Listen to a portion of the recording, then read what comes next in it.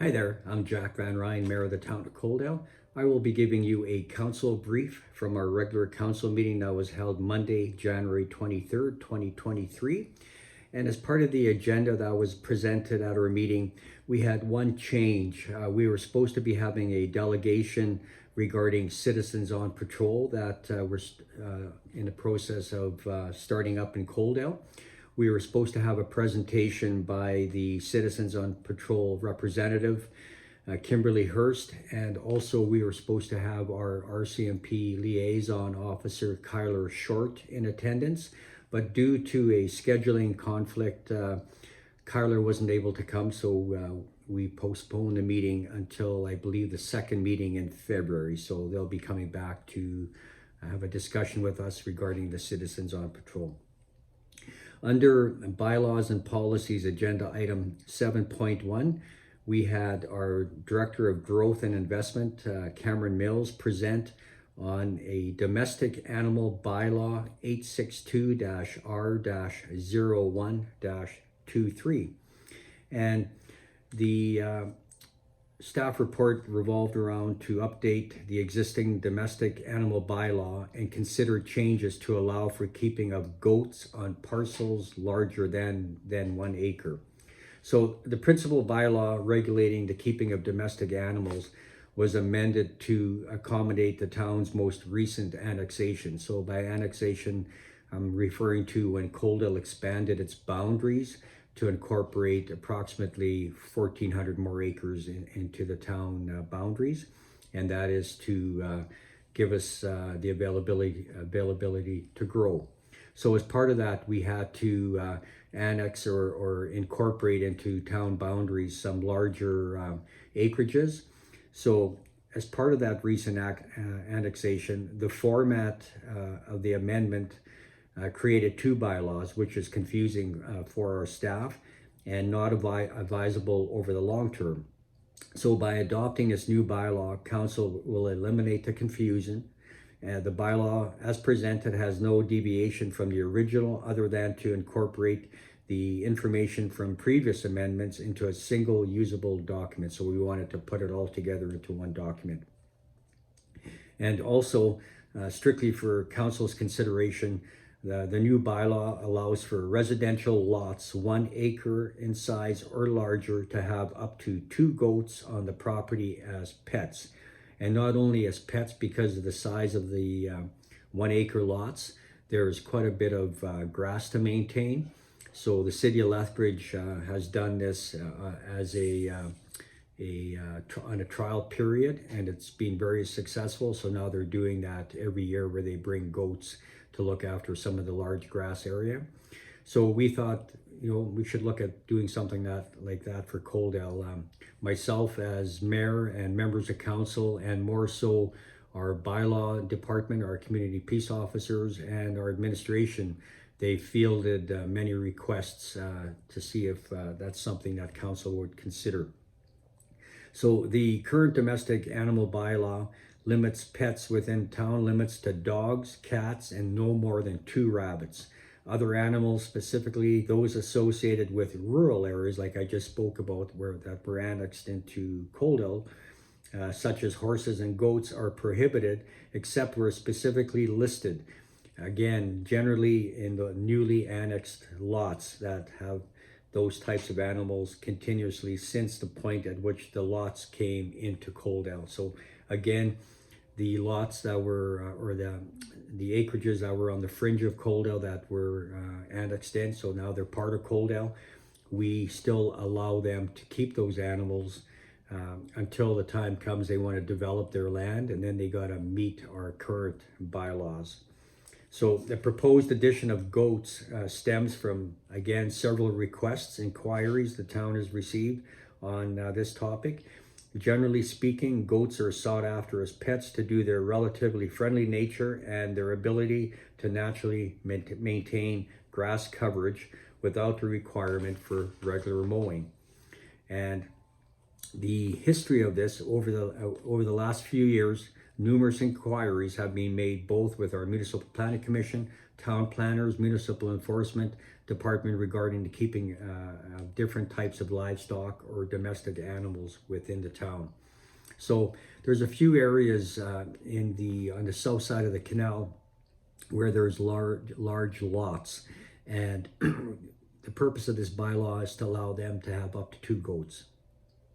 If you look across from where they live in the country residential and the urban reserve areas, some of those people have cows, horses, and that's because they had those originally and that land was annexed in, so they get to keep that the way it is.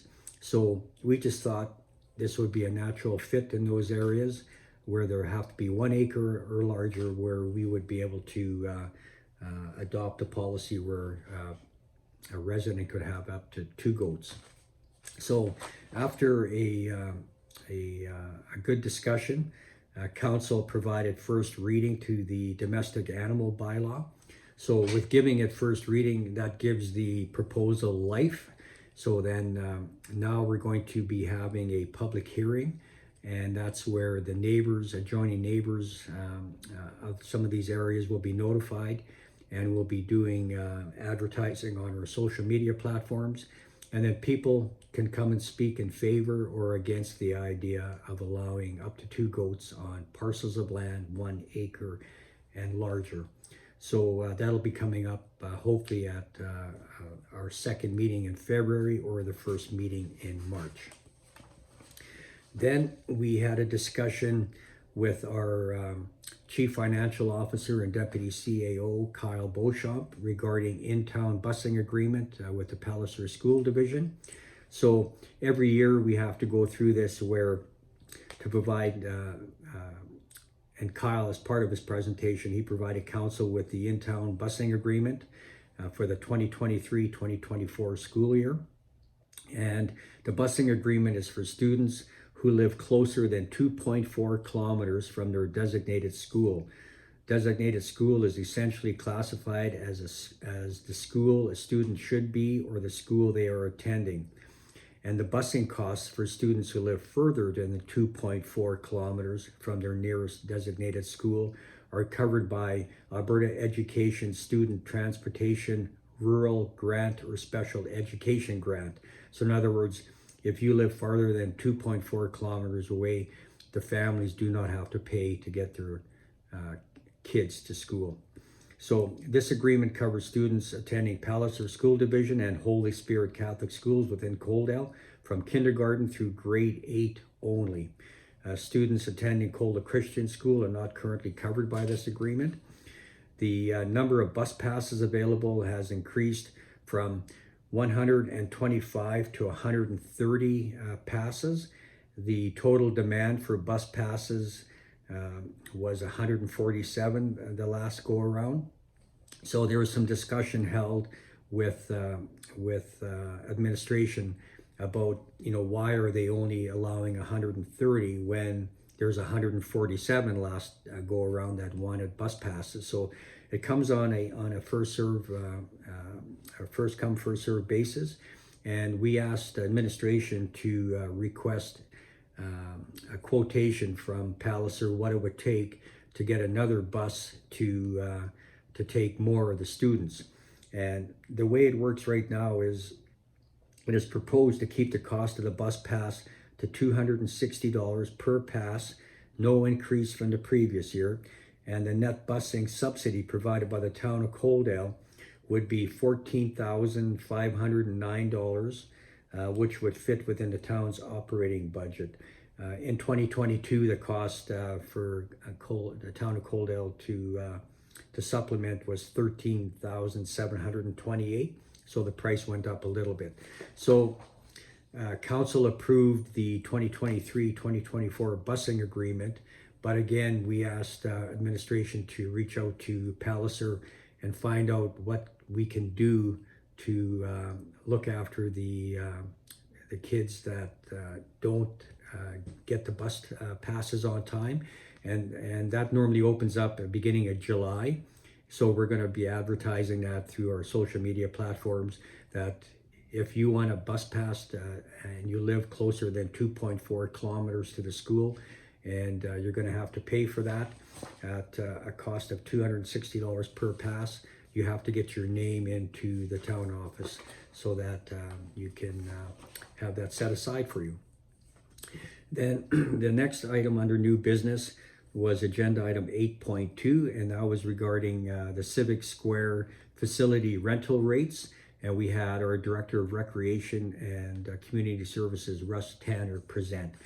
So as part of the new Civic Square facility, we have a community meeting room. I shouldn't say a community meeting room. We have one of those as well, but what we have is a community gathering space that's quite large. It'll hold up to 240 people for a sit-down dinner. And we've had a lot of interest in that facility since it's being built. And what we had to discuss was the rental rates for not only the meeting room, and also we have what's known as a community gathering space. So it's a private meeting room. So I can use the Communities in Bloom or the Kinsmen or the Kinnets. They need a place to have a meeting. We have this room where people can rent that, and I'm just pulling that up here. I apologize, I should have had that ready. And again, we have so much interest for that facility, and we're gonna have two rate schedules. One is not for profit, and then we have our general rate for that. So for the community meeting room, if you're a let me just find that here, apologize here.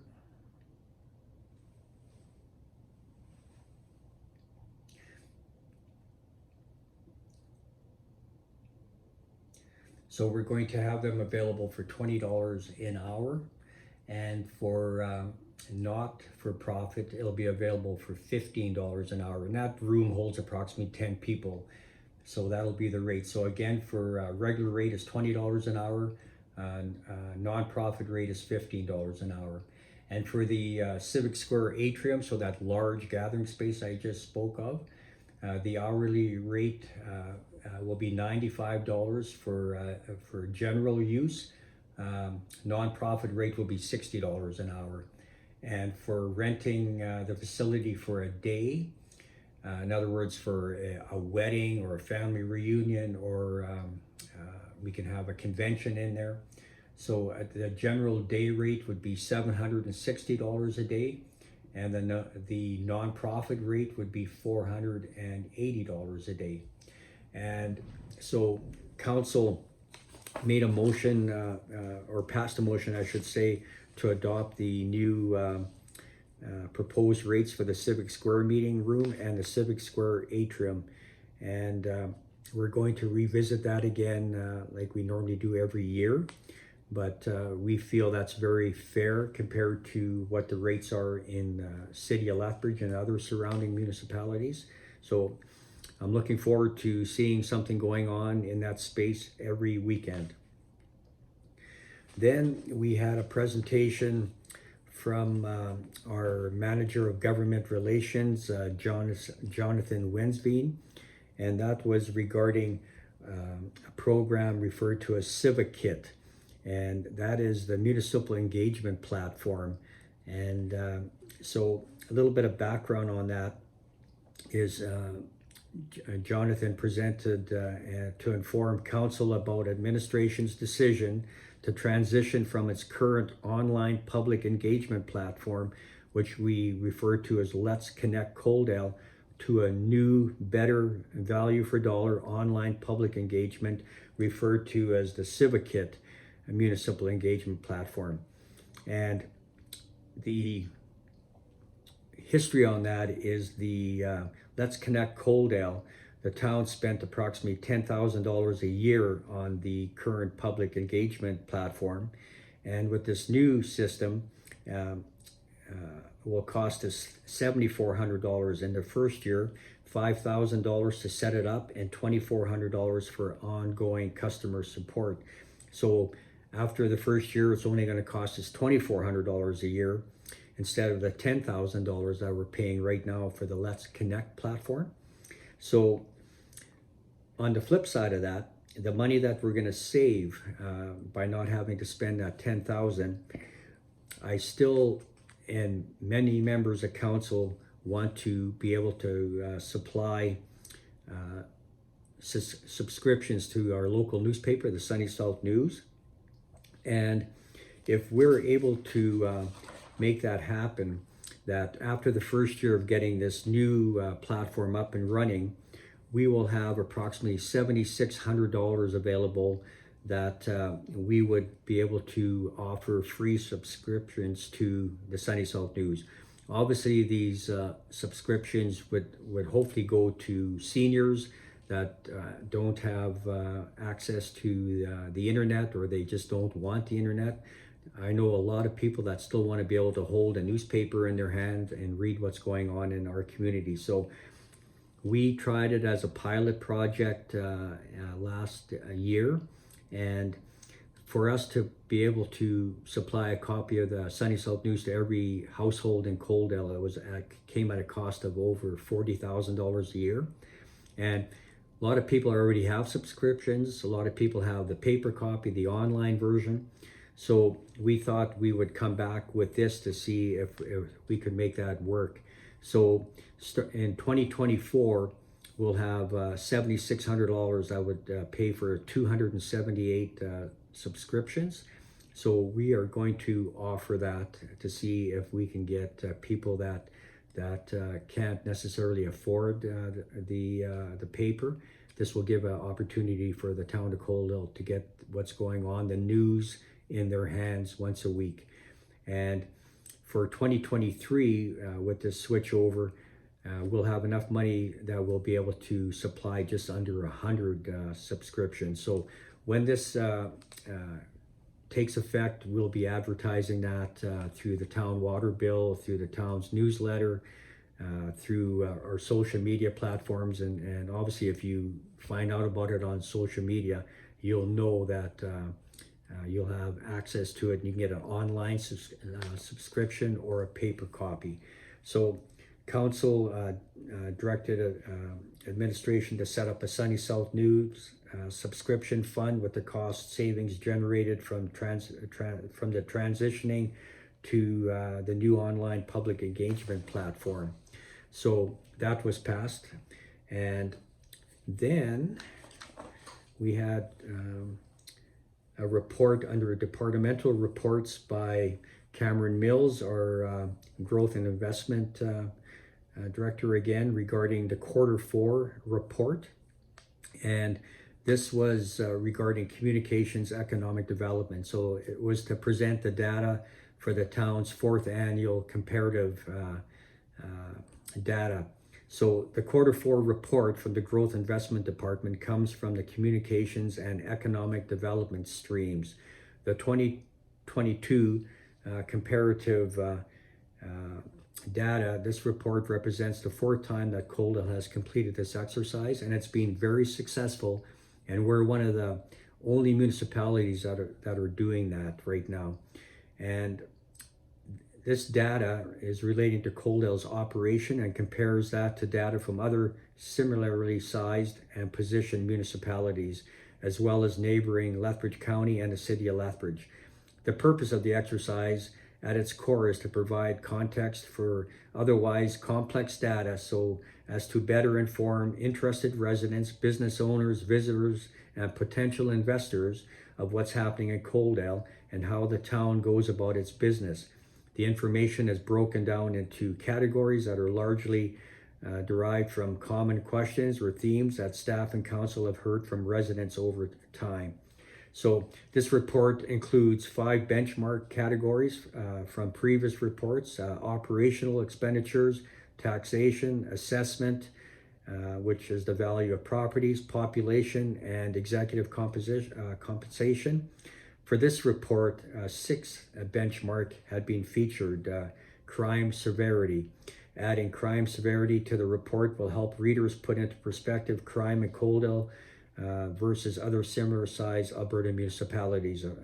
and is in line with the public safety focus area of Council's strategic plan. So Cameron Mills did an excellent job not only on presenting this document, but also on putting it together. And there's so much information, I'm not going to go through it as part of this video, but as always, in the comments section of this video recap, I will have a link to the agenda package from our meeting.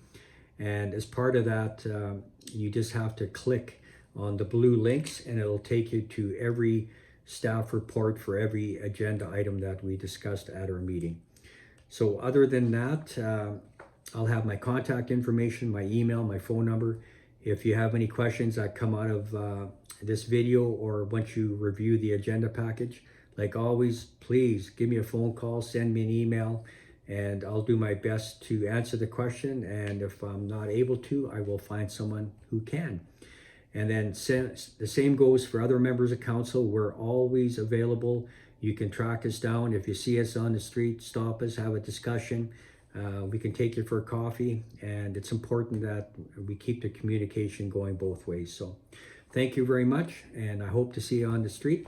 And the last thing I'm going to ask is, these little videos take some time to put together. And do me a favor, like it, share it, comment. And that helps get